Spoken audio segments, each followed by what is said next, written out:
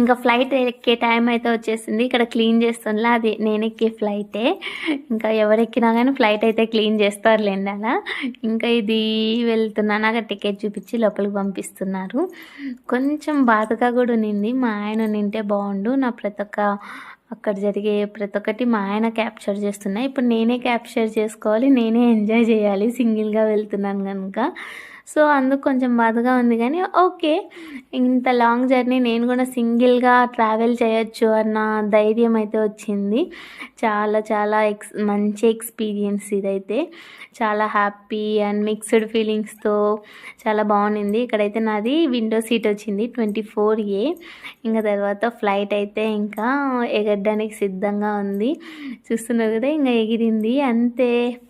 Bye bye. ఫ్లైట్లో వెళ్ళిపోతున్నా. తర్వాత చండీగఢ్ వెళ్ళిన తర్వాత నెక్స్ట్ వీడియో అప్లోడ్ చేసేస్తాను. మీరైతే ఛానల్ని సబ్స్క్రైబ్ చేసుకోండి.